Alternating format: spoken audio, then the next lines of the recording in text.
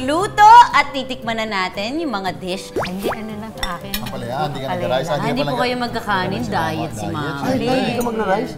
Kasi kumain ako nini. Sa bagay, one rice ko lang to eh. Wait mo naman. Siyempre. Hindi, ang palaya ha. Palayay! Ang sarap ng palaya mo. Ay, nice. Hoy? Talaga? Oh, kanin. Hindi siya mapait. Ako na yan, wait lang sa reply ko na yan. Kasi na dilaw ha. Ganda mo ha. Ganda mo. Oo nga, totoo yung sinabi ni Lola, mahilig kayo sa sabaw. Oo. Sarap ng paksyo mo na eh. Talaga? Wait lang, napipressure ako. Ito po bang si Royce, nagpakilala na sa inyo ng mga nililigawan niya, gano'n? Isa lang. Isa pa lang. Isa pa lang, mukhang espesyal na tao nga yun. Kasi balita ko, Royce, umabot daw sa point na ginusto mo daw mag-give up na sa showbiz. Nung time kasi na yun, yung talagang unti-unti ko na... Nasa parang teatro pa lang ako nun. Okay. Mga Future, first relationship mo pa rin to in your life. Oo, ganon.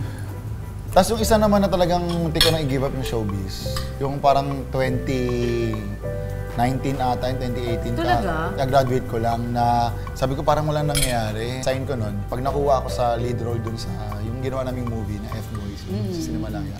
Pag ako nakuha doon, laban ko. Pero pag hindi ako nakuha, Nag-audition ka para sa role mo dun sa Nag-audition ako dun. ginawa nyo ni Kokoy na yun?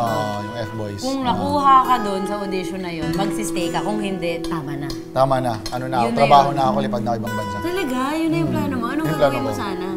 Yung tinapos ko na Yung engineering. doon ako mag-apply, doon ako mag-trabaho. Saan bansa sana? Singapore.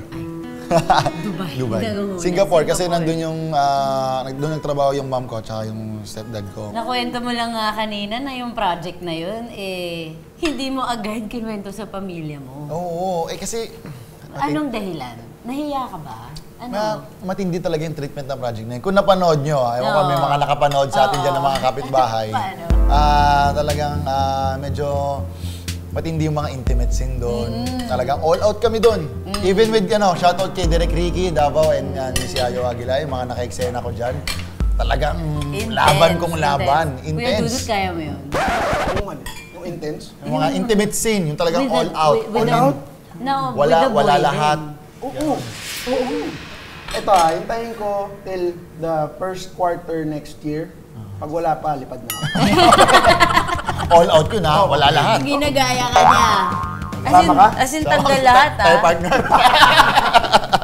Anong motivation mo? Ayun yung sinasabi ko na trabaho ng aktor na kailangan mong hubarin yung ikaw. Tanggalin yung Tanggalin ikaw. yung ikaw, tapos ilagay yung karakter na yun. Meron ka bang favorite mo na character na pinlay mo? Yun, yung karakter ko na yun. Talaga? Anong Si pangalan mo doon? Ace Policarpio. Kung sakali mang gagawa ka ulit ng BL project, sinong nakikita mong partner? Alam mo, meron pero nung nakilala ko si Dudut, Oh, parang parang nagbabago yung nagbago isip yung isip ko I-check natin yung chemistry nyo today. Oo, Titigan. 5, 4, 3, 2, action!